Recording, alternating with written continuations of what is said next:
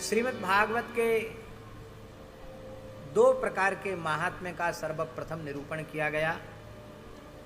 पद्म पुराणोक्त महात्म्य 6 अध्यायों में है और स्कंद पुराणोक्त महात्म्य 4 अध्यायों में है। पद्म पुराणोक्त महात्म्य का सार यही है कि ज्ञान, वैराग्य और भक्ति,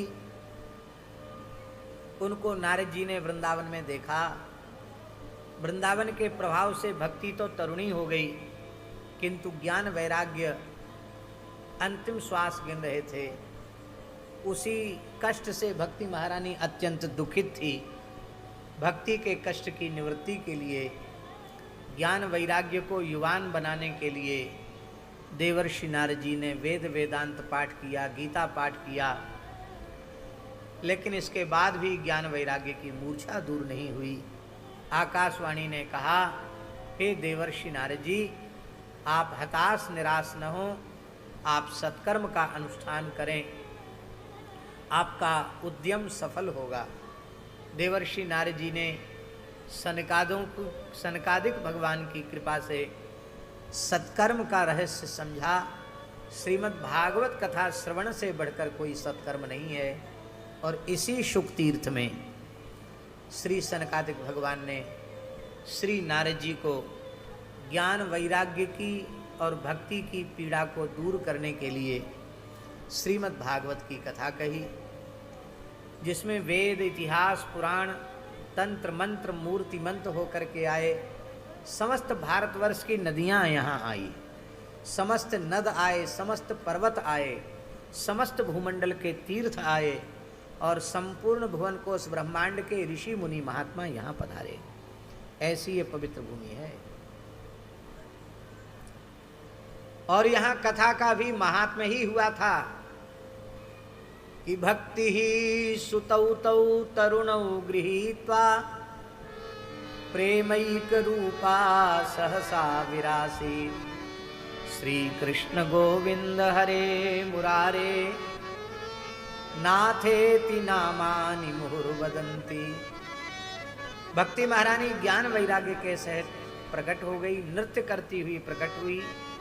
और सनकादिक भगवान ने कहा कि अब तुम श्रीमद् भागवत के जो सरस रसिक श्रोता हैं, उनके हृदय में अपने पुत्र ज्ञान वैराग्य के सहित विराजमान हो जाओगे। इसका तात्पर्य है कि अपने हृदय में ज्ञान वैराग्य की, भक्ति की पूर्ण प्रतिष्ठा करनी हो और कलयुग के दोषों से सर्वथा बचना हो, तो अत्यंत श्रद्धापूर्वक सावधान हो करके श्रीमद् भागवत की मंगलमयी कथा को बारंबार सुनना चाहिए। कथा सुनकर के ही भगवान हृदय में प्रतिष्ठित होते हैं। नारद जी ने कहा कि भगवान, हम जिस प्रयोजन की सिद्धि के लिए कथा सुन रहे थे वो तो पूरा हो गया। भक्ति प्रसन्न हो गई, ज्ञान वैराग्य स्वस्थ हो गए, युवान हो गए। लेकिन क्या किसी पापी का भी उद्धार कथा सुनने से होता है? तब उन्होंने अधोगति को प्राप्त धुंधकारी का उद्धार श्रीमद् भागवत की कथा से कैसे हुआ, यह पूरा चरित्र सुनाया कि कोई जीते जी कथा न सुने, जीवन भर भयंकर पाप करे और पाप कर्म करके मरे, दुर्गति पूर्वक मरे और भयंकर प्रेत योनि में चला जाए। प्रेत योनि में रहकर भी कथा श्रवण कर लेगा तो मुक्त हो जाएगा। पर यह कथा सुन के आप लोगों को यह नहीं सोच लेना है कि जब प्रेत बन के कथा सुनने से भी मुक्त हो जाएंगे तो जीवन भर चाहे जो काम उटपटांग करो, मरने के बाद कहीं न कहीं कथा सुनने को तो मिल जाएगी। भैया, प्रेत तो बन जाओगे, पर कोई गोकर्ण कथा सुनाने वाले मिलेंगे कि नहीं, ये कोई ठिकाना नहीं है। इस समय कथा की इतनी अधिक दुर्दशा है कि जिसके बारे में कहना भी बहुत कठिन है। कथा की बहुत दुर्दशा है। प्रायः अपठित लोग, जो पढ़े लिखे बिल्कुल नहीं हैं, जिनको संस्कृत भाषा का किंचित भी ज्ञान नहीं है, विषय प्रवेश ही नहीं है, भागवत में कुछ समझते नहीं, कुछ जानते नहीं, ऐसे लोग भी कथा कह रहे हैं।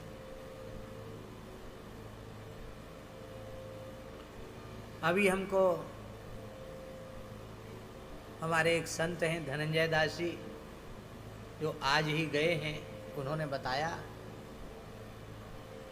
एक मोबाइल पर कथा दिखाई झांकी, पता नहीं कहाँ के वक्ता हैं। सबसे पहले तो वो कथा व्यासपीठ पर आने के पहले नाचते हैं। नाचते भी इतना सुंदर हैं जैसे उन्होंने विधिवत शास्त्रीय संगीत से कथक नृत्य सीखा हो। हाव भाव करके बड़ा बढ़िया नाचते हैं। नाचने के बाद फिर व्यासासन पर बैठ कर के भी खाली खड़े होकर नहीं नाचते, बाकी बैठे बैठे नाचते ही। इतनी तरह की भाव भंगिमा प्रदर्शित करते हैं, हमको दिखाया उन्होंने।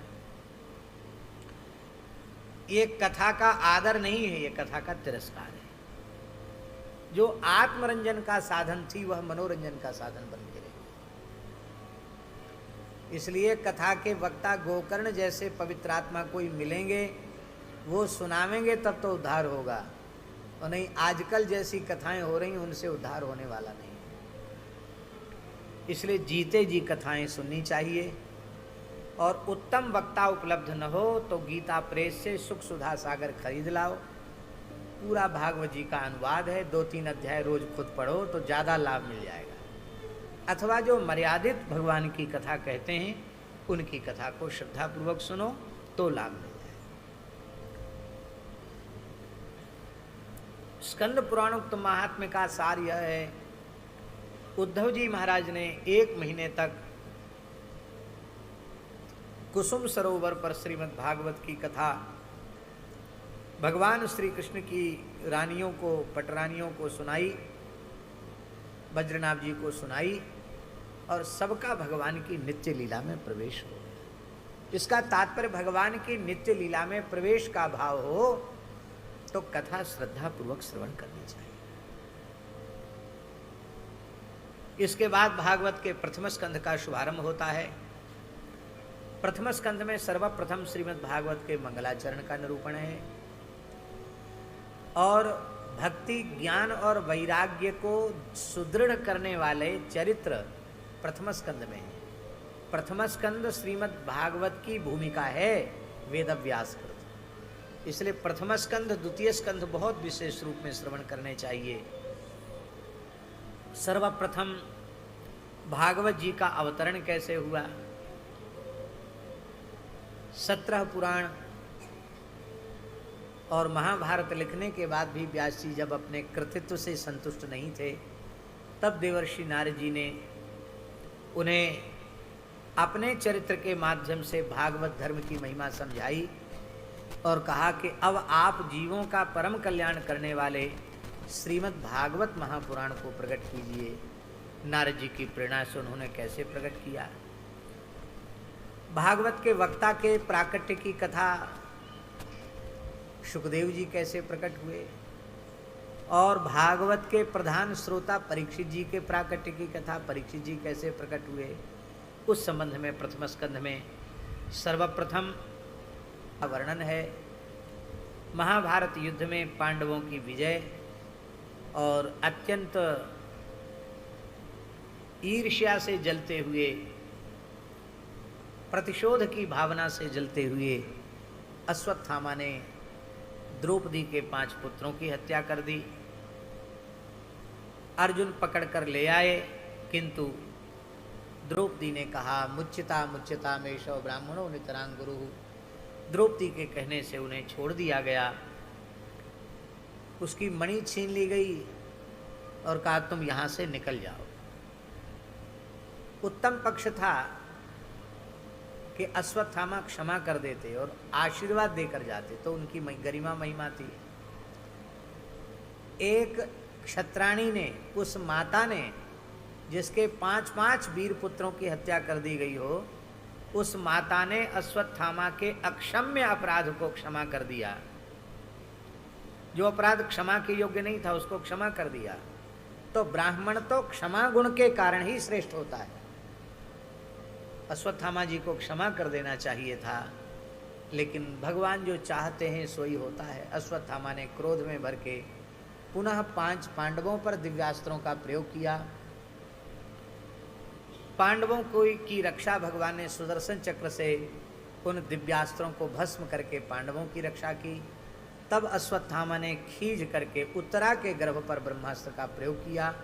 उत्तरा के गर्भ में अभिमन्यु नंदन राजर्षि श्री परीक्षित जी महाराज विराजमान हैं। उत्तरा माता जो परीक्षित की माता है, भगवान की शरण में गई और भगवान ने उत्तरा के गर्भ में प्रवेश करके परीक्षित की रक्षा की। अब भगवान का काम पूरा हो गया। भगवान द्वारिका जाने वाले थे, तैयारी हो गई थी, रथ पर विराजमान हो गए थे। कुंती ने आकर भगवान के सामने स्तुति की, रुदन किया और भगवान ने कुंती के प्रेम को स्वीकार किया। भगवान की यात्रा स्थगित हो गई। दूसरे दिन भगवान सरसैया पर पड़े हुए पितामह भीष्म के निकट पधारे। भीष्म जी ने भी भगवान की स्तुति की और स्तुति करते करते भगवत धाम प्रयाण किया। इसके पश्चात भगवान द्वारिका चले गए।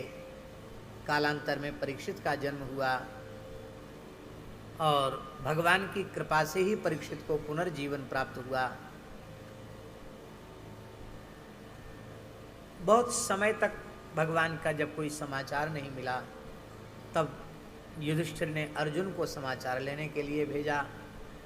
अर्जुन कुछ समय पश्चात लौटे तो उन्होंने बताया कि भगवान श्री कृष्ण ने अपनी लीला का संवरण कर लिया, समेट लिया अपनी लीला को। कुंती ने तो उसी समय अपने प्राणों का विसर्जन कर दिया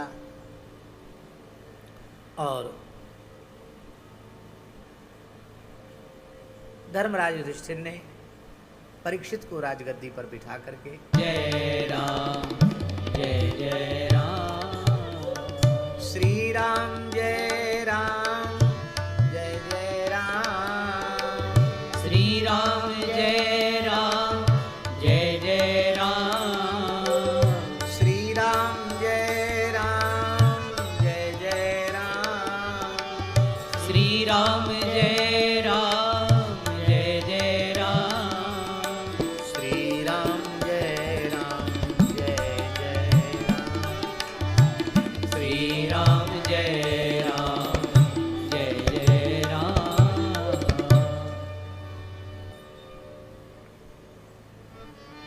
हम यह निवेदन कर रहे थे कि कलयुग में जन्म लेना वो हमारे बस में नहीं था। हमने कलयुग में जन्म लिया, ये हमारी इच्छा के अधीन नहीं है, मजबूरी है कलयुग में पैदा हुए। पर कलयुग में जन्म लेकर भी हम सतयुग में जी सकते हैं। यह अधिकार भगवान ने हमें कृपा पूर्वक प्रदान किया है। हम कलयुग में पैदा होकर भी सतयुग में जी सकते हैं। 5 प्रकार के दोषों का यदि हम प्रतिज्ञा पूर्वक त्याग कर दें तो हम कलयुग में पैदा होकर भी सतयुग में जी सकते हैं। पहला दोष, किसी भी प्रकार से जुआ न खेलना। किसी भी प्रकार से हम इसलिए बोल रहे हैं कि जुआ के भी कई प्रकार हैं। ये शर्त लगाना, शर्त लगा देना, फिर हार जाना, जीत लेना, ये भी जुआ है। किसी भी प्रकार से जुआ न खेलना। ये सट्टा, लॉटरी, ये सब जुआ है। जुए में कल जुए।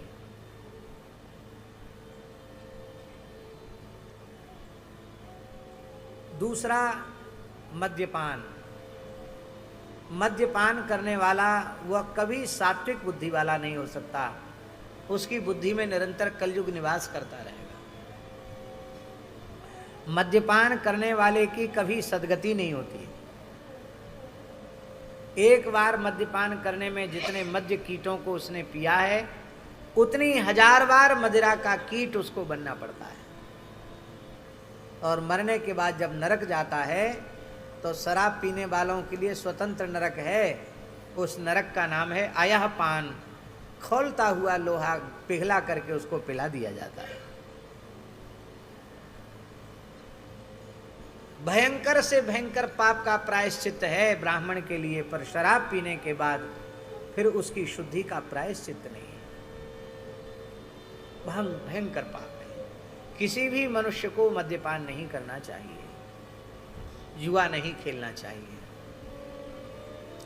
तीसरा दोष है मांस भक्षण। मांस भक्षी की बुद्धि कभी शुद्ध नहीं रह सकती, उसके हृदय में भी कलयुग रहता है। किसी भी प्रकार से मांस खाना नहीं चाहिए, उसका समर्थन नहीं करना चाहिए। इतना ही नहीं, अशुद्ध अखाद्य पदार्थ जिन औषधियों में मिले हुए हैं, जिन खाद्य पदार्थों में मिले हैं, उन खाद्य पदार्थों को भी नहीं लेना चाहिए। आजकल तो खाने पीने की भी बहुत सी चीज़ों में अशुद्ध वस्तुओं का मिश्रण है, वो नहीं लेना चाहिए। वो जो इस और वो तभी संभव है जब प्रतिज्ञा कर ले कि वेद लक्षणा भारतीय देसी गाय के दूध दही घृत का ही व्यवहार, उनसे बने हुए अत्यंत पवित्र पदार्थों को ही भोग लगाकर हम प्रसाद रूप में स्वीकार करेंगे, बाजार की कोई चीज ग्रहण नहीं करेंगे। इस तरह का निश्चय कर लेने से ही वो संभव है। चौथा दोष है परस्त्री गमन।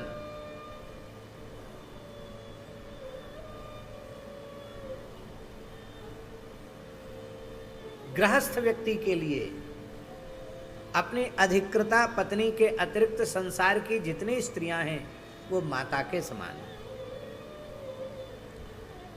परस्त्री और परधन, इनके आकर्षण का विष के समान त्याग कोई गृहस्थ कर देगा और भजन साधन करेगा तो उसे गृहस्थाश्रम छोड़कर कहीं जाने की आवश्यकता नहीं है। गृहस्थाश्रम में ही उसका परम कल्याण है।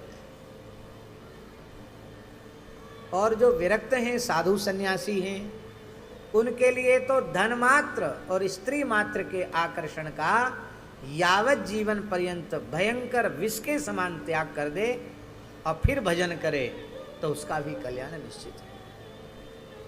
इसलिए महाराज यहाँ तक लिखा है, महाराज जी लिंग पुराण में लिखा है पुजारी जी कि सन्यासी यति स्त्री स्पर्श कर ले, यद्यपि उसके लिए बहुत बड़ा पाप है, तो उसका भी प्रायश्चित है, किंतु साधु सन्यासी चोरी कर ले तो उसका प्रायश्चित नहीं है। क्यों? बोले धन, बेईमानी से धन कमाने की इच्छा, ये पांचवा दोष है। महाराज जी लिखा है, लिंग पुराण में स्पष्ट लिखा है कि अब हम लिखा क्या है, हम उसको श्लोक ही बता देते हैं प्रमाण के रूप में, तो आप लोगों को जानकारी हो जाएगी इस भाव से।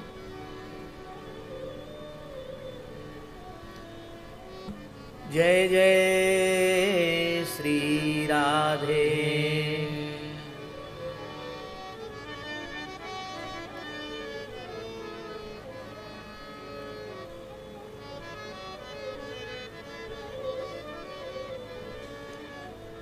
महाराज जी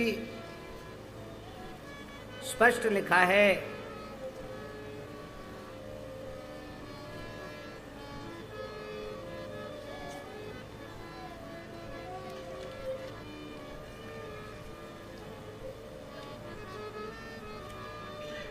कि मनुष्य अपने प्राणों को हथेली पर लेकर के तब धन कमाने निकलता है। अब घर से बाहर धन कमाने निकले तो प्राण हथेली पर लेके ही तो निकले, पता नहीं कब कहाँ क्या, घर के बाहर क्या घटना, कब क्या घट जाए कोई पता है क्या? तो मनुष्य अपने प्राण हथेली पर लेकर के निकलता है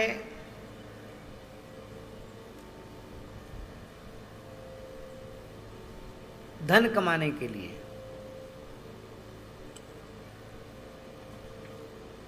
इसलिए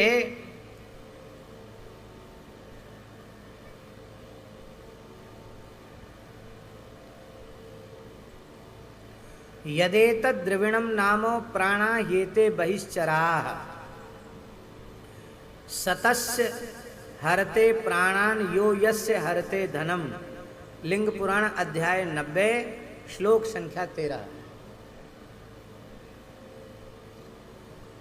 जो व्यक्ति किसी के भी धन की चोरी करता है या वस्तु की चोरी करता है उस व्यक्ति को उस व्यक्ति की हत्या का पाप लग जाता है, क्योंकि धन उसने कमाया प्राण हथेली पर लेकर के। धन से भी कोई वस्तु खरीदी तो वो धन के द्वारा ही खरीदी।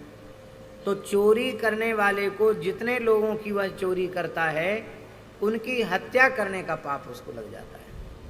इसलिए यदेतद् द्रविणम नामो, ये जो द्रविण है, धन है, प्राणा ये ते बहिश्चराः, ये मनुष्य के बहि प्राण हैं। इसलिए सतस्य हरते प्राणान यो यस्य हरते धनम, जो जिसके धन का हरण करता है वह उसके प्राणों का ही हरण करता है। इसलिए सारे पापों का प्रायश्चित सन्यासियों के लिए, यतियों के लिए है। किंतु यति यदि चोरी कर ले, ब्राह्मण साधु सन्यासी चोरी कर ले, महाराज जी लिंग पुराण में लिखा है, उसका प्रायश्चित नहीं है। सबसे पहली बात तो धन की आवश्यकता ही क्या है? धन और स्त्री के आकर्षण का साधु सन्यासी को, विरक्त को, हालाहल विष कालकूट विष से भी भयंकर विष है, ऐसा मानकर हृदय से त्याग। अब संस्था है, मठ मंदिर है, उत्सव महोत्सव है, अतिथि सत्कार है, तो वहां तो धन की आवश्यकता है कि नहीं? वहां तो धन की आवश्यकता है, पर उस संस्थान के सुचारू रीति से संचालन के लिए आवश्यकता है। साधु को क्या, स्वयं के लिए क्या आवश्यकता है? वस्त्र हम लोग खरीदते नहीं है, खरीदते हैं क्या? मिलता है। भोजन भी खरीद के नहीं खाते, मिलता है, भिक्षा मिलती है।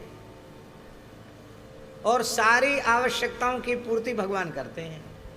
तो व्यक्तिगत हमें अपने लिए किस वस्तु की आवश्यकता है? और हमको या स्वामी जी को कोई 100 रुपये भी भेंट करता है तो किस लिए भेंट करता है? ये स्वयं को विचार करना चाहिए। इसलिए भेंट करता कि यहाँ सेवा हो रही है, हमारा पवित्र धन सेवा में लगे, इसलिए भेंट करता है। और उसको मनमाने तरीके से यदि उपयोग करने लग जाए, उस भगवत द्रव्य को, देव द्रव्य को अपना मानकर व्यवहार करने लग जाए, तो ऐसे मठाधीश को भी कुत्ता बनना पड़ता है, ऐसा हमारे पुराणों में लिखा हुआ है। क्योंकि वो देव द्रव्य है, परमार्थ का द्रव्य है, भगवत द्रव्य है, वो किसी भी प्रकार से उसका उपयोग अपने व्यक्तिगत जीवन में न हो जाए, तो क्या आवश्यकता है?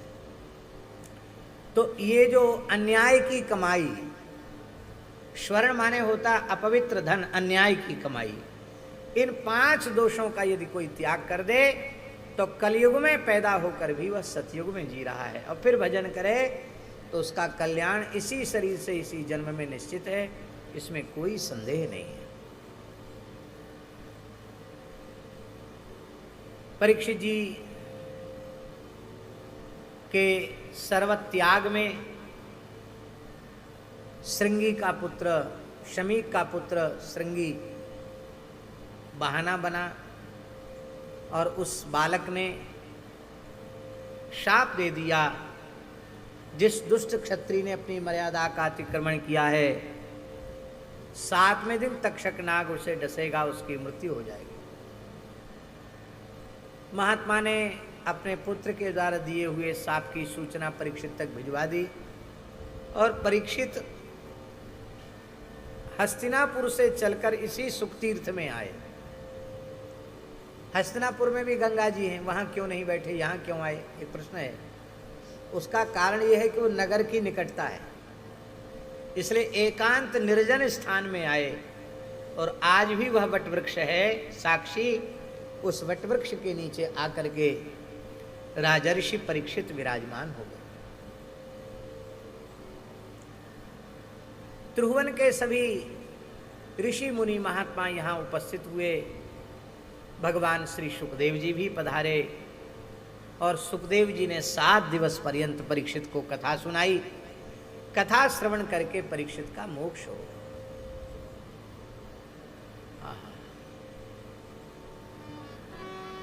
लोग कहते हैं कि यही सुखदेव जी का कथा स्थल है, इसमें क्या प्रमाण है?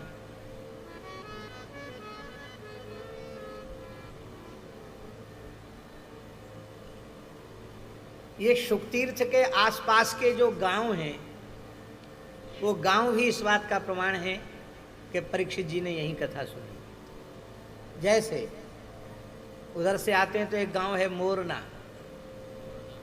कहते हैं तक्षक को,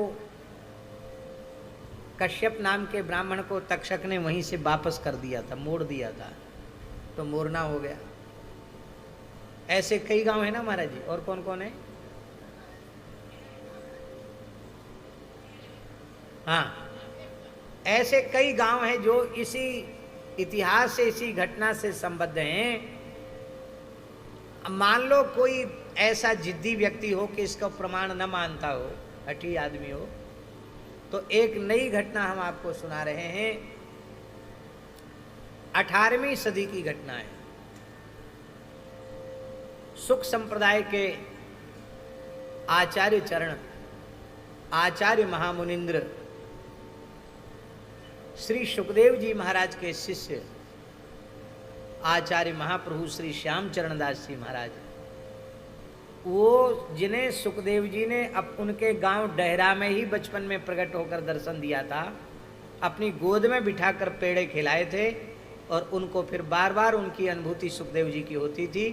उन सुखदेव जी महाराज ने उन्हें यहीं सुख तीर्थ में बुलाया और बुला करके इसी गंगा जी में स्नान करा के बटवृक्ष के नीचे उनको विधिवत विरक्त वेश प्रदान किया।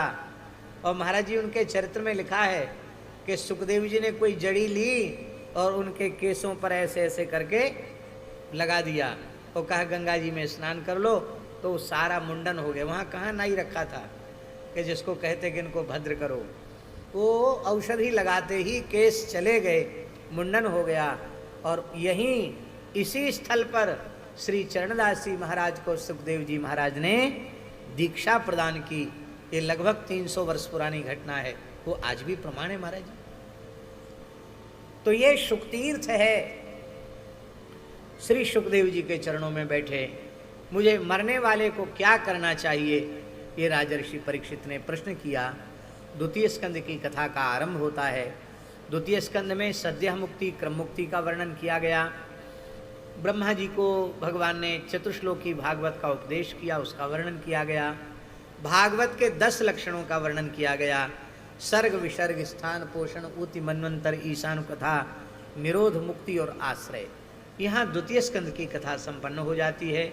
तीसरे स्कंध में श्री विदुर जी और उद्धव जी का संवाद है। फिर उद्धव जी की प्रेरणा से विदुर और मैत्री जी का संवाद है। पुराण संहिता के संबंध में प्रश्न है। महत्तत्वादि के क्रम से कैसे सृष्टि बनी, कैसे भगवान नारायण के नाभि से कमल प्रकट हुआ, कमल से ब्रह्मा जी कैसे प्रकट हुए, और ब्रह्मा जी ने कैसे पहले 5 प्रकार के अज्ञान की सृष्टि की, पुनः ब्रह्मा जी ने कैसे मानसी सृष्टि की, मनु शत्रुपा को प्रकट किया, कैसे मैथुनी सृष्टि का विस्तार हुआ, आकुति, देवहूति, प्रसूति 3 कन्याएं मनु जी के हुई, प्रियव्रत, उत्तानपाद 2 पुत्र उनके हुए। आकुति, प्रसूति, देवहूति के वंश का भी बड़ा पवित्र वर्णन है। भगवान कपिल और देवहूति माता का संवाद है। यहाँ तृतीय स्कंध की कथा पूरी हो जाती है। चौथे स्कंध में आकुति, प्रसूति इनके वंश का वर्णन है। दक्ष यज्ञ के विध्वंस का वर्णन है। अधर्म के वंश का वर्णन है। श्री ध्रुव जी महाराज का परम मंगलमय चरित्र है। अंग का चरित्र है। पृथु जी का चरित्र है। कैसे उन्होंने पृथ्वी को पुनः व्यवस्थित किया, पृथ्वी का दोहन किया, और प्राचीन वरही का चरित्र है। देवर्षि नारद जी की कृपा से उनको कैसे कल्याण हुआ। यहाँ चौथे स्कंध की कथा यहाँ पूर्ण हो जाती है। 5वें स्कंध में भूगोल खगोल का विस्तृत वर्णन किया गया है। सबसे पहले प्रियव्रत महाराज का चरित्र है। और प्रियव्रत वह प्रियव्रत महापुरुष हैं जिनके रथ की धुरी से पृथ्वी के 7 भाग हो गए, 7 समुद्र हो गए, जिन्होंने 7 दिन तक सूर्य बन करके प्रकाश किया। ऐसा उनका बड़ा अद्भुत मंगलमय चरित्र है। उन प्रियव्रत महाराज के पुत्र आग्नेयद्र हुए, उनके नाभि हुए, नाभि के भगवान ऋषभदेव हुए। ऋषभदेव जी के 100 पुत्र हुए, उनमें सबसे बड़े राजर्षि भरत हुए। उनसे छोटे कुशावर्त, इलावर्त, इंद्रस्पक, विदर्भ, कीकट आदि 9 हुए। उनसे छोटे 9 कवि, हरि, अंतरिक्ष, प्रबुद्ध, पिपलायन, आविर्होत, द्रुमिल, चमस और करभाजन नवयोगीश्वर हुए। बचे हुए 81 पुत्र वे तपस्या करते करते ब्रह्मर्षित्व को प्राप्त हो गए। बड़ा अद्भुत चरित्र है। श्री भरत जी महाराज की ने 1 करोड़ वर्ष तक शासन किया और 1 करोड़ वर्ष का शासन करने के बाद युवावस्था ही थी। 1 करोड़ वर्ष तक शासन करने के बाद भी उनकी युवावस्था थी, एक भी बाल पका नहीं था। 25 वर्ष के कैसे युवा थे राजर्षि भरत जी महाराज, और सब कुछ त्याग कर गंडकी गंगा जहाँ प्रवाहित है नेपाल में तुलहाश्रम पहुँच गए। वहाँ बड़ी अद्भुत तीव्र निष्ठा से भजन करने लगे, किंतु मरते समय एक मृग शावक में आसक्ति होने से अंते मति सागति मृग शरीर में जाना पड़ा। पुनः मृग शरीर का त्याग करके आप अंगिरा गोत्र में एक ब्राह्मण के यहाँ जड़भरत के रूप में उत्पन्न हुए और जड़भरत रूप से आपने रघुगण राजा को उपदेश दिया। बड़ा अद्भुत चरित्र है। कहते जैसे मक्खी गरुड़ जी की बराबरी नहीं कर सकती, ऐसे ही भरत जी के चरित्र की बराबरी कोई भी व्यक्ति नहीं कर सकता। ऐसा भरत जी का चरित्र है। इस देश का नाम पहले अजनाब वर्ष था, भरत जी के कारण इस देश का नाम भारतवर्ष पड़ गया। इसके बाद भूगोल खगोल का विस्तृत वर्णन है। अतल वितल सुतल महातल रसातल पाताल, भगवान शेष की स्थिति का वर्णन, हाटकेश्वर का वर्णन, और इसके बाद ऊपर के लोगों में भुवरलोक, स्वर्गलोक, महरलोक, जनलोक, तपलोक, सत्यलोक का वर्णन है। शिशुमार चक्र का वर्णन है। ग्रह नक्षत्र तारा मंडल इनकी गति का वर्णन है, और अंत में 28 प्रकार के नरकों का वर्णन है। ये यहाँ पंचम स्कंद की कथा पूर्ण हो जाती है। छठे स्कंद की कथा में इसका विषय है पोषण। पोषण माने होता भगवान की जीवों पर कृपा, अनुग्रह। पोषणस्तदनुग्रह। सबसे पहले अजामिल का उपाख्यान है। अजामिल ने भगवान का नाम नहीं लिया, संतों के ऋषियों के संकेत से उसने केवल नारायण नाम का उच्चारण किया अपने पुत्र के बहाने से। पुत्र के बहाने से नारायण नाम का उच्चारण करने वाला महापापी अजामिल भी भगवत धाम का अधिकारी हो गया। फिर कोई श्रद्धा पूर्वक भगवान नाम का जप करे, उसका तो कहना ही क्या है। भगवान शिव का तिरस्कार करने के कारण नारद जी की कृपा से भगवान संकर्षण का पार्षदत्व प्राप्त करने के बाद भी चित्रकेतु को वृत्तासुर के रूप में असुर योनि में जन्म लेना पड़ा। इंद्र जैसे प्रबल शत्रु से युद्ध करते हुए भी वो भगवान की स्तुति कर रहा है, और स्तुति करते करते देह का विसर्जन किया। वृत्तासुर की परम गति हुई, और मरुद गणों की उत्पत्ति का निरूपण करते ही छठे स्कंद की समाप्ति है। देखिए यहाँ समझना ये है कि भगवान जिस जीव को एक बार स्वीकार कर लेते हैं उसमें कोई दोष भी क्यों ना आ जाए, उसकी भक्ति नष्ट नहीं होती। अब देखो असुर था, असुर था तो आहार भी शुद्ध नहीं था। आहार शुद्ध होता तो हाथी, ऐरावत हाथी के सहित इंद्र को कैसे खा जाता? खा गया। हम आप तो नहीं खा सकते ना किसी मनुष्य को या हाथी को, क्यों? हमारा वो आहार नहीं है। तो वृत्तासुर असुर था, खा गया, निगल गया देवराज इंद्र को ऐरावत हाथी के सहित।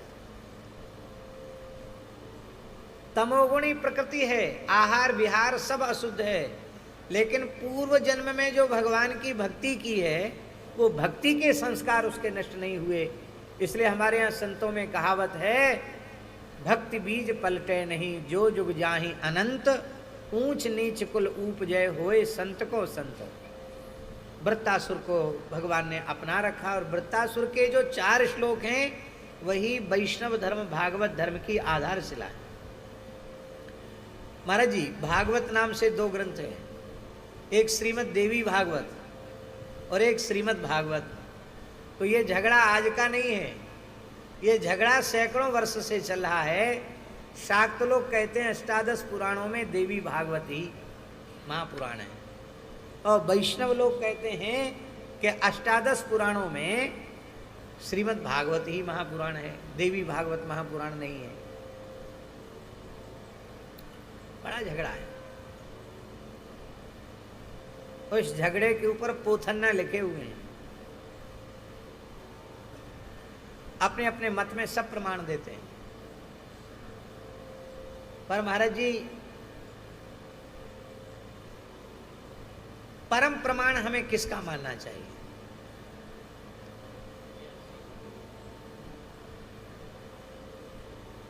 हमारे किसी ग्रंथ के संबंध में आपका अलग मत है और आपका अलग मत है,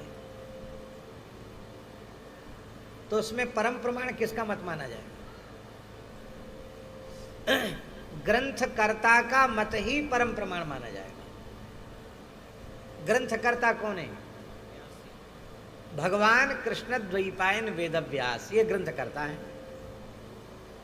व्यास जी ग्रंथकर्ता हैं और व्यास जी स्पष्ट लिख रहे हैं स्वयं, यत्र व्रत चतुश्लोकी तद भागवत मिष्यते।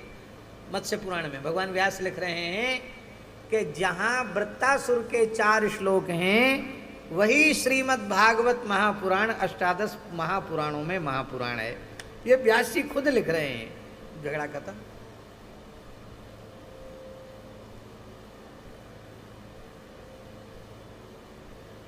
तो वृत्तासुर के 4 श्लोकों की इतनी महिमा है कि ये यदि भागवत में न रहे तो भागवत भागवत नहीं है। उसी को प्रमाण माना भगवान व्यास ने, जहां वृत्तासुर के 4 श्लोक। कितनी अद्भुत बात है। वैष्णव परंपरा में विष्णु स्वामी संप्रदाय के अंतर्गत श्री वल्लभाचार्य महाप्रभु जी ने पुष्टि संप्रदाय की स्थापना की और अपने पुष्टि सिद्धांत की नींव के रूप में वृत्तासुर के 4 श्लोकों को स्वीकार किया। अहम हरे तव पादैक मूल दासानुदासो भवितास्मि भूयः मनस्मरेता सुपतेर्गुणास्ते गृणीत वाक्कर्म करोतु कायः न नाकपृष्ठं न च पारमेष्ठ्यं न सार्वभौमं न रसाधिपत्यं न योगसिद्धिरपुनर्भवं वा समञ्जसत्वा विरहय्यकांक्षे ममोत्तमश्लोकजनेषु सख्यं संसारचक्रे भ्रमतस्वकर्मभिः अहं हरे तव पादैकमूल दासानुदासो भवितास्मि भूयः मनस्मरेता सुपतेर्गुणास्ते गृणीत वाक्कर्म करोतु कायः न नाकपृष्ठं न च पारमेष्ठ्यं न सार्वभौमं न रसाधिपत्यं न योगसिद्धिरपुनर्भवं वा समञ्जसत्वा विरहय्यकांक्षे अजातपक्षा इव मातरं खगास्तन्यं यथा वत्सतरा क्षुधार्ता प्रियं प्रियेव व्युसुतं विषण्णा मनोरविन्दाक्षितिदृक्षते त्वां ममोत्तमश्लोकजनेषु सख्यं संसारचक्रे भ्रमतस्वकर्मभिः त्वन्माययात्मात्मजदार्गेः स्वासक्तचित्तस्य न नाथ भूयात्। ये 4 श्लोक। आप कहेंगे महाराज जी आप देवी भागवत को नहीं मानते क्या? ये हम थोड़ी करें, हम देवी भागवत को नहीं मानते। भगवतः इदम भागवतम, जो भगवान का है वो भागवत, और भगवतः भगवत्याश्च इदम भागवतम, जो भगवती का है वो भी भागवत है और जो भगवान का है वो भी भागवत है।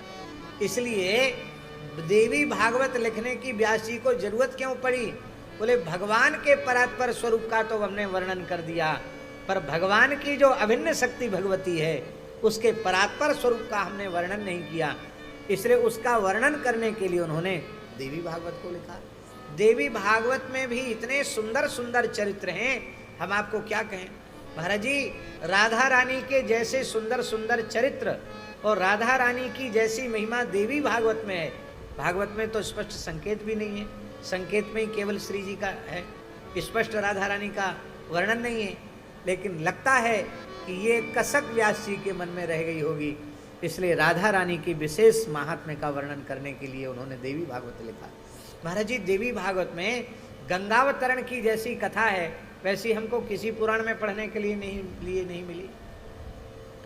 देवी भागवत में तो लिखा है कि राधा कृष्ण ही पिघल करके गंगा जी हो गए ये देवी भागवत में लिखा है। दिव्य गोलोक धाम में एक गोष्ठी हुई। उस गोष्ठी में सरस्वती ने वीणा वादन किया, हा हा हु गंधर्व ने गायन किया, नारद जी ने भी गायन किया। सबने आग्रह किया भोले बाबा से कि आप भी बहुत अच्छा गाते हो, आप भी गाइए। तो ताल मूर्छना से युक्त होकर भगवान शिव ने जैसे ही गायन आरंभ किया, देवता वाद्य बजा रहे हैं, भगवान शंकर गा रहे हैं। शंकर जी के गायन का ऐसा दिव्य प्रभाव हुआ कि भगवान राधा कृष्ण गोलोक बिहारिणी बिहारी जी वो संगीत सुनते सुनते गल करके जल हो गए, बहने लग गए, पिघल करके जल रूप हो गए, और वही जल श्री गंगा जी हैं। ऐसा देवी भागवत में स्पष्ट लिखा है। और लिखा है कि गोलोक धाम तक पहुंचने की सीढ़ी है गंगा जी। कोई व्यक्ति इसी जीवन में नित्य गोलोक धाम की प्राप्ति करना चाहता है तो उसे गंगा जी का आश्रय लेना चाहिए। कितनी अद्भुत बात लिखी है।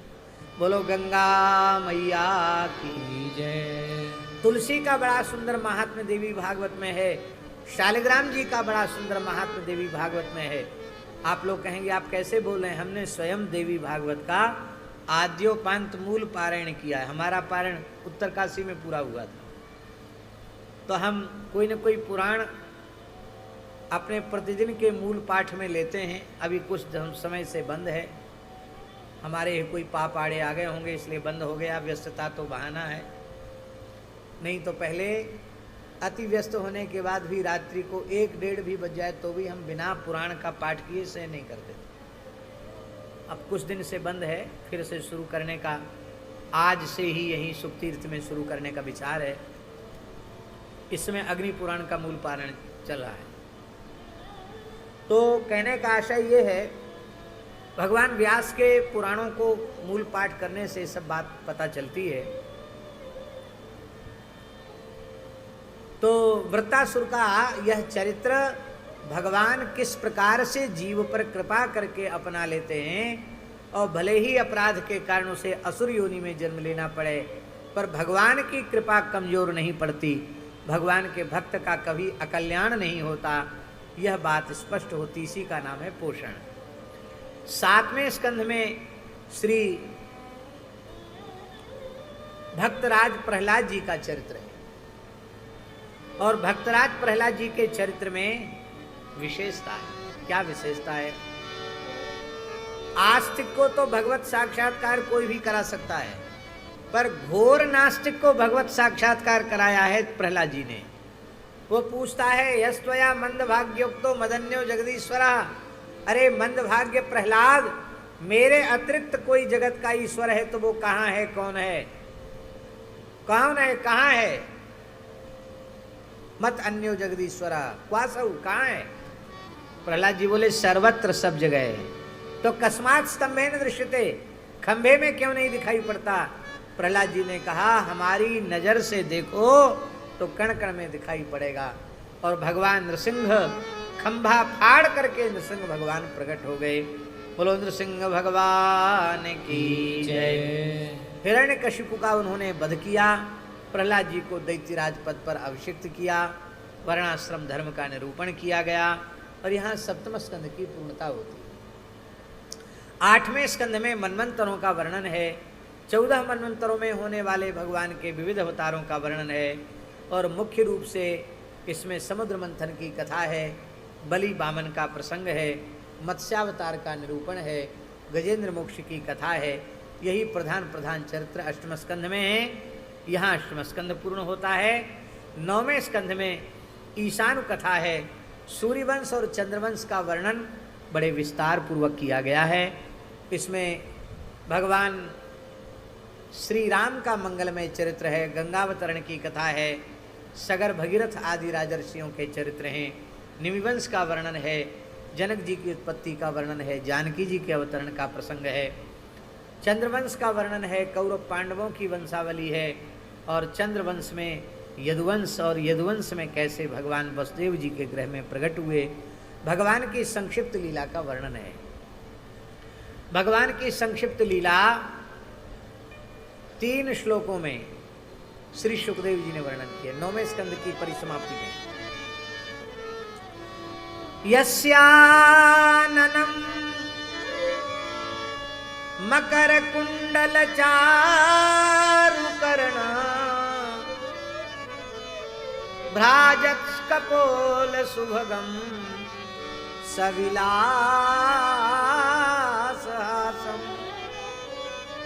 नित्योत्सवं न तत्रिपुरुद्रसिभिः पिबन्त्यो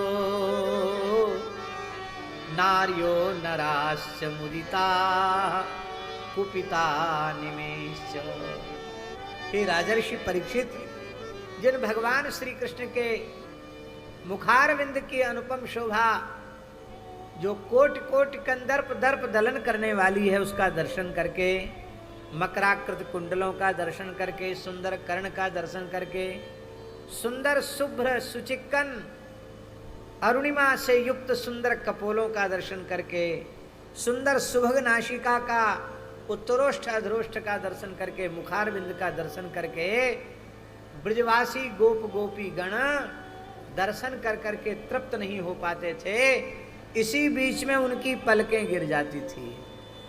तो कुपिता निमेश्च, वो निमि को गाली देने लग जाते थे कि निमि हमारे सौभाग्य को सहन नहीं कर रहा है, इसलिए बीच बीच में पलकें गिर जाती हैं।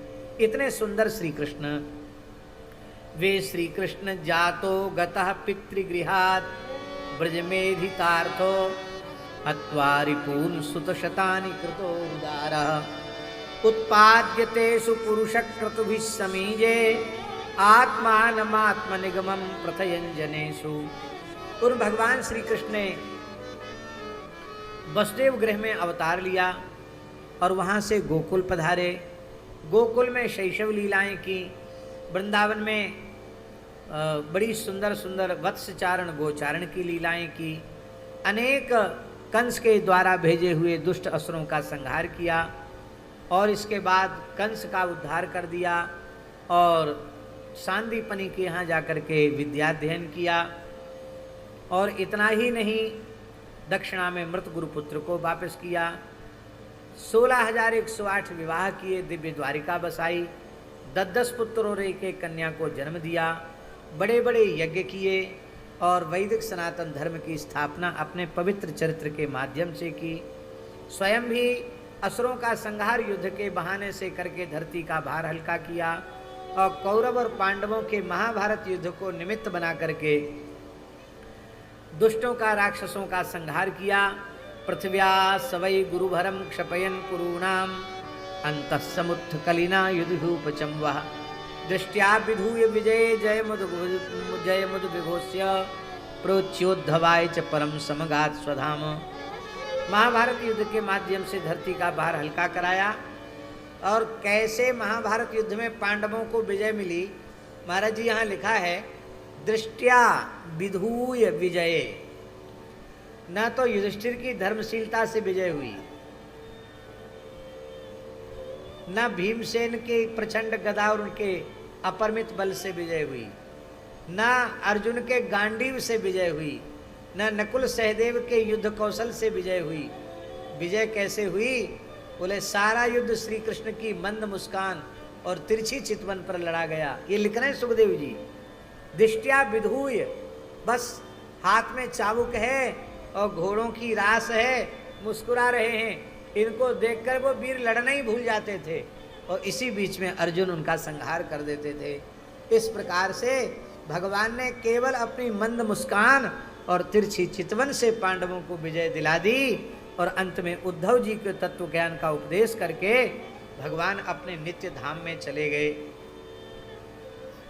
ये 3-4 श्लोकों में संपूर्ण कृष्ण चरित्र को 9वें स्कंद के अंतिम 24वें अध्याय में वर्णन किया। बोले बस हो गई महाराज कथा। परीक्षित तो बहुत व्याकुल हो गए। बोले महाराज हम तो अब तक इसलिए धैर्य पूर्वक प्रतीक्षा कर रहे थे कि राजवंशों के निरूपण के बाद भगवान श्री कृष्ण के मंगलमय चरित्रों को आप सुनाएंगे, और जिस कथा को खूब प्रेम से सुनने के लिए हम बैठे हैं उसी को सुनाने में आपने तो चटपट कथा सुना दी। 3-4 श्लोकों में पूरा कृष्ण चरित्र का मथुरा लीला, ब्रज लीला, द्वारिका लीला, कुरुक्षेत्र की लीला सबका वर्णन कर दिया आपने। आप कृपा करके हमें विस्तार पूर्वक सुनावें। पिछली बार की जो कथा 1 महीना हुई थी उसमें 9वें स्कंध तक कथा हुई थी और भगवान के जन्मोत्सव पर कथा का विश्राम हुआ था। तो आज दोनों महात्म्यों के सहित 9वें स्कंध तक हमने संक्षिप्त कथा सुना दी है। अब 10वें स्कंध से ही पुनः कथा का आरंभ कर रहे हैं। श्री वृंदावन बिहारी लाल की जय। आचार्य महामुनिंद्र भगवान श्री सुखदेव जी महाराज की, राजर्षि परीक्षित जी महाराज की जय। राजोवाच कथितो वंश विस्तारो भवता सोम सूर्ययो राज्ञां चोभय वंश्यानां चरितम परमाद्भुतम। हे भगवन, आपने चंद्रवंश एवं सूर्य वंश का विस्तार पूर्वक वर्णन किया, बड़े अद्भुत अद्भुत चरित्र सुनाए। परम धर्मशील मुनि जी का, यदु जी का चरित्र आपने स्मरण किया। उन धर्मशील यदु के यहाँ भगवान श्री कृष्ण ने कैसे अवतार लिया और अवतार लेकर कौन कौन सी सुंदर लीलाएं की, आप कृपा करके विस्तार पूर्वक समझावें। अब देखिए, सुखदेव जी ने 9वें स्कंद में पहले सूर्यवंश को सुनाया, बाद में चंद्रवंश को सुनाया, लेकिन कृष्ण भगवान का अवतरण चंद्रवंश में हुआ है और चंद्रवंशावतंस श्री कृष्ण की कथा सुनना ही परीक्षित को अभीष्ट है। इसलिए सूर्य सोमयो न कह करके कथितो वंश विस्तारो भवता सोम सूर्ययो, सोम सूर्ययो का आप चंद्रवंश में प्रकट भगवान श्री कृष्ण की कथा हमको सुनावें। क्योंकि हमको लगता है सृष्टि में 3 ही कोटियां हैं जीवों की। देखिए, चौथी कोटि का कोई जीव नहीं है, केवल 3 कोटियां हैं। पहली कोटि है विषयी बद्ध जीव, उससे श्रेष्ठ कोटि है मुमुक्षु साधक जीव, और सर्वश्रेष्ठ श्रेणी है जीवों की मुक्तात्मा सिद्ध जीव। ये 3 ही प्रकार के जीव, चौथी कोटि का कोई जीव नहीं है।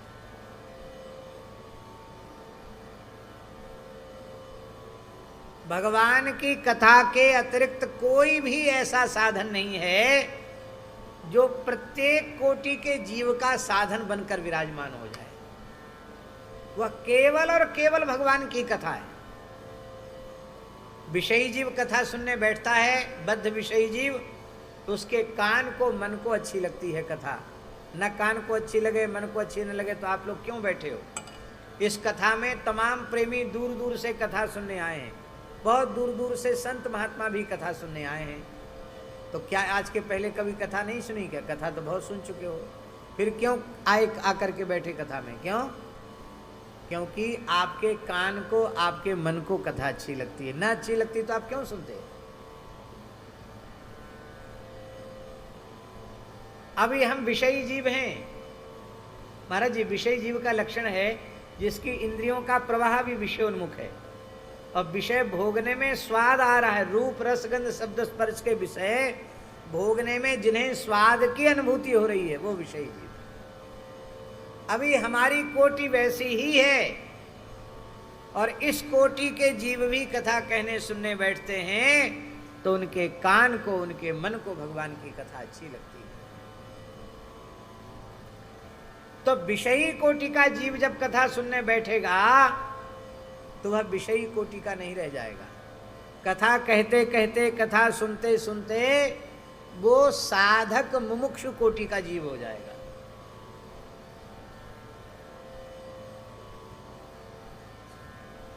मुमुक्षु किसको कहते हैं? जो भवरोग से मुक्त हो करके, संसार चक्र से छूट करके भगवान के चरणों में पहुंचने की व्याकुलता जिसको बढ़ गई है, वो मुमुक्षु जीव। अब एक उदाहरण, हम बहुत सरल उदाहरण दे रहे हैं जिससे बात समझ में आ जाएगी। हमें बहुत जोर की भूख लगी थी,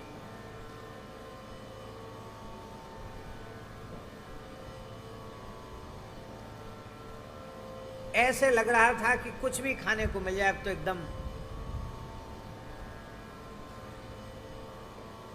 जठराग्नि बहुत प्रदीप्त हो रही है, कुछ भी खाने को मिले, इतनी तेज भूख लगी थी। और इसी बीच में किसी ने बढ़िया सुंदर वेद लक्षणा भारतीय देसी गाय के अधोटा दूध की रबड़ी को विलज्जित करने वाली सुंदर खीर बनाई। उसमें कुछ आड़े हाथ घी भी छोड़ दिया, कुछ शहद भी छोड़ दिया, केसर भी छोड़ दिया, मेवा भी छोड़ दिया, और एकदम बढ़िया ठंडी करके खीर बढ़िया तुलसी जल पधरा करके एक थाल भर के हमारे सामने रख दी। अब भूख तो पहले से लगी थी, भूख न जाने बासी भात और नींद न देखे टूटी खाट। तो हम तो इतने भूखे थे कि बासी कूसी भी मिल जाए तो खा लेंगे, और भगवान ने दया करके हमको अधोटा दूध की बढ़िया खीर खाने को दे दी। अब हम आचमन भी कर चुके थे, बस खीर का ग्रास लेने ही वाले थे कि पूज्य स्वामी जी की नजर पड़ गई। अरे महाराज क्या कर रहे हो, बिल्कुल मत खाना इसको।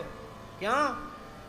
बोले जिस समय ये खीर बन रही थी ना, पलटा चल रहा था, उसी समय एक छिपकली लड़ते लड़ते इसमें गिर गई।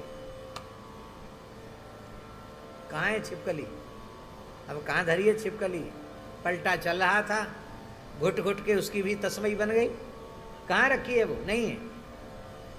अब महाराज जी भले ही उसमें छिपकली गिरी हो या न गिरी हो, भगवान जाने, पर हम आपको प्रामाणिक मानते हैं और आपने कह दिया कि इसमें जहर है, तो अब हम आपसे पूछते हैं कि चाहे जितने दिन के भूखे हों और चाहे जितनी तेज भूख लग रही हो, अब खीर खाने की इच्छा होगी क्या? इसी प्रकार से ये विषय भोग जो है ना महाराज जी, विषय ये खीर जैसे ही लुभावने हैं, पर जब कथा सुनते सुनते पता चल जाता है कि जिस खीर को सड़प सड़प करने के लिए तुम्हारे मोहड़े में पानी आ रहा है, इसमें भयंकर जहर है, विषय का विष है, तो फिर उसको खाने की इच्छा हट जाती है। इसी को कहते हैं मुमुक्षुत्व। फिर भूख खाने की नहीं रह जाती है, फिर तो भूख जग जाती है कि अब भगवान के चरण कमल मिलें। और ऐसा है महाराज जी, बड़ी विलक्षण बात है। परीक्षित जी को 4 दिन हो गए, उन्होंने ना अन्न ग्रहण किया न जल, निर्जल हैं 4 दिन से, और कृष्ण जन्म चौथे दिन होता है। सुखदेव जी ने कहा कि कुछ जल पी लो, कुछ फलाहार कर लो, तो परीक्षित जी ने क्या उत्तर दिया? नैसाति दुस्सहा क्षुन्मा त्यक्तोदमपि बाधते पिबन्तं त्वन्मुखाम्भोजच्युतं हरिकथामृतम्।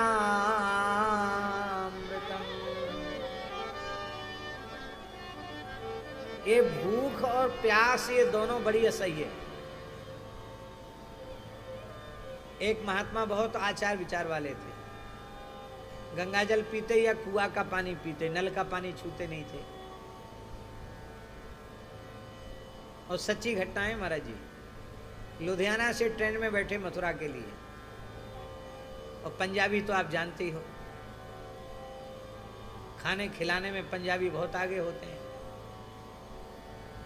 तो जिस घर में रुके थे वो भी ब्राह्मण देवता थे, पंजाबी ब्राह्मण थे, बड़े पवित्र आत्मा थे।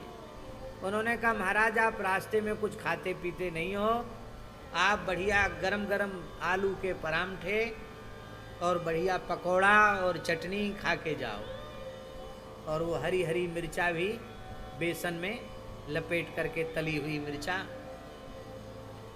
अब वो महाराज जी स्वाद में, अब दिन भर खाना नहीं है, ट्रेन में बैठना है, जब मथुरा पहुंचेंगे तब पहुंचेंगे। अब वो खूब सवेरे सवेरे आलू के परांठे और अचार, चटनी और पकोड़ा वो सब खा के चले वहां से। अब वो महाराज सात्विक आहार करने वाले महात्मा वो चटपटी मसाले वाली चीज खाई तो पेट में तो जलन हुई वो अलग, अब इतनी जोर की प्यास लगी उनको, वो पकोड़ा पानी मांगे और वो आलू के परांठे पानी मांगे। अब महाराज जी कमंडल का जल उनका भगवान की लीला है, वो कमंडल का ढक्कन पता नहीं कैसे खुल गया, कमंडल का पानी फैल गया। अब पानी भी नहीं रहा पास में, बाजार का पानी पीते नहीं है। अंत में महाराज जी ये स्थिति हो गई कि उन्हें अपने प्राण बचाने के लिए चलती ट्रेन में जो शौचालय का पानी है, जो वाष्पेशन वाला, उस पानी को पी करके प्राण बचाने पड़े। इतनी भयंकर प्यास, लगा बेहोश हो जाएंगे, मर जाएंगे, इतना एकदम। उन्होंने आकर हमारे पूज्य गुरुदेव भक्तमाली जी से रोते हुए कहा, बोले महाराज हमारा तो जीवन भर का धर्म भ्रष्ट हो गया, मैं क्या करूं? शौचालय का पानी पीना पड़ा, जब मैंने जीवन में नल का पानी नहीं छुआ, नहाने के लिए भी नल का पानी नहीं छुआ, मुझे वो पानी पीना पड़ा। क्या? महाराज जी बोले कोई बात नहीं, दुख मत करो, पंचगव्य ले लो और अब जाना आना बंद कर दो। अयोध्या, वृंदावन, चित्रकूट जहाँ मन लगे वहीं एक जगह रह के भजन करो। ज़्यादा कठोर आचार विचार वालों को घूमना नहीं चाहिए। बोलो वृंदावन बिहारी की जय।